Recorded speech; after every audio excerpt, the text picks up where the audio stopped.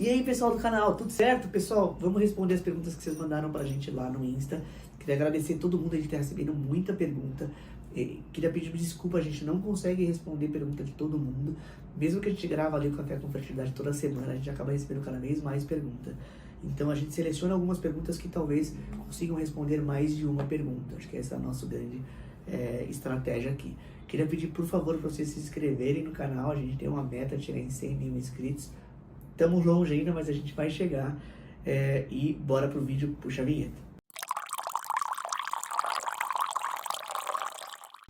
Vamos lá, pessoal. A Karina mandou o seguinte, Karina Ferreira mandou o seguinte: doutor, recebi um diagnóstico de alteração do cromossomo 9, que me atrapalhar a engravidar naturalmente. Desculpa, acho que tem um erro de português. Ela perguntou: me atrapalha a engravidar naturalmente? Já tenho 38 anos. Você acha a melhor opção seria a reprodução? Pessoal, vamos lá, ó. Ela realmente não falou qual alteração do cromossomo 9 que é, né? Basicamente, como ela provavelmente não descreve que ela tem nenhuma síndrome, se ela tivesse o cromossomo 9 inteiro a mais ou um a menos, ela não estaria, né, mandando mensagem. Isso não é compatível com a vida, né, a trissomia ou a monossomia do 9. O que ela tem provavelmente é uma deleção pequena ou uma translocação.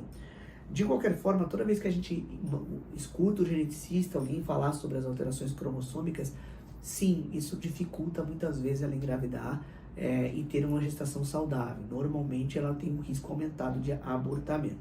Não é impossível que ela consiga engravidar, mas o risco de abortamento dela é maior. Por quê? Porque toda vez que esse cromossomo 9 for dividir, né, para formar uma célula com metade dos cromossomos, um óvulo, por exemplo, maduro ali com metade dos cromossomos, essa divisão pode fazer com que ela tenha alterações maiores no cromossomo, e essas alterações maiores não são compatíveis com a gestação, tá bom? Então a paciente acaba abortando. Então, de fato, qualquer alteração de cariótipo pode levar, sim, às alterações e aumento de risco de abortamento. E ela fala duas outras informações que são bem importantes para a tomada de decisão aqui, que eu tenho 38 anos, se acha a melhor opção a reprodução humana. Eu já estava pensando, porque eu quero ser mãe independente. Acho que uma informação super legal que ela quer ser mãe solo. Eu acho, a gente tem bastante mãe solo, inclusive a gente tem um podcast também de paciente para paciente, que foi uma paciente que fez tratamento de mãe solo. Ficou muito legal o depoimento dela. Eu realmente sugiro para todo mundo procurar lá no Café com Fertilidade, nosso podcast no Spotify, que tem um episódio lá, dá para escutar, beleza? Mas ó, vamos lá, algumas outras informações. Ela é mãe solo, ela tem 38 anos de idade e ela realmente tem alteração de cariótipo. Eu acho que sim, assim, é claro que cada médico tem uma opinião, mas ela tem uma indicação muito boa para tratamento de reprodução humana, porque ela é mãe solo. Então, em vez da gente fazer inseminação para engravidar, ela consegue fazer fertilização, e aí com o acesso da fertilização ela consegue fazer biópsia de embrião, e a gente consegue checar ali se ela tem o mesmo problema de cariótipo, o embrião tem o mesmo problema ou tem algum outro problema, e a gente transferir o embrião sem nenhum tipo de alteração, tá bom? Claro que dependendo da alteração do cariótipo dela do 9, ela não vai ter nenhuma repercussão clínica, mesmo porque a paciente está viva, né, tá com o cariótipo na mão ali, mas precisa realmente pensar, e eu acho que fertilização é uma excelente opção, tá bom? Vamos lá, a missionária mandou o seguinte: doutor, eu fiz um teste quantitativo e deu 0,96, não tenho atraso ainda, cólicas leves, dores de cabeça leves, enjoo, seios inchados e veias azuladas. Será que é positivo ou negativo? Beleza. Ó, a primeira informação, assim, realmente a gente não dosa o beta-HCG quantitativo em sangue quando não tem atraso menstrual. A gente entende que as pacientes precisam muito colher esse exame porque ficam muito ansiosas, mas normalmente ele pode dar negativo e mesmo assim a paciente está grávida, que é o nosso caso aqui da Mari Assunção. Ela disse o seguinte: ela fez, deu 0,96. 0,96 é um exame negativo de beta-HCG, a gente considera positivo.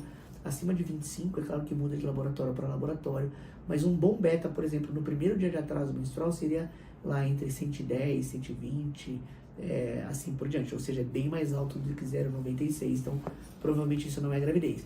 Agora, nada impede dela engravidar daqui 2 ou 3 dias e aumentar o beta muito rápido. Então, acho que o primeiro problema que existe na pergunta dela aqui é por que ela fez o beta-HCG realmente antes do atraso menstrual. Isso não traz muita importância pra gente, não traz muita informação. Por que ela mandou também? Porque ela descreveu alguns exames que são típicos das pacientes que engravidam, né? Náusea, vômitos, o seio inchou um pouquinho, as veias realmente na gestação, elas ficam azuladas, né? A gente chama isso de epibição gravídica. Então, ela tem sintomas típicos de gravidez, mas não tem atraso menstrual. Mas eu vou falar para vocês que o principal sintoma é o atraso menstrual para seguir para os exames de gravidez, tá bom? No primeiro dia de atraso menstrual, a paciente já tem pelo menos 4 semanas de gestação. Legal, gente. Bora lá para a última pergunta de hoje, que é a seguinte. Doutor, qual medicamento grávida pode usar quando está gripada? Até quando está gripe, ela não falou, mas dá para entender que é quem está gripada, qual que é o exame que eu posso tomar para gripe.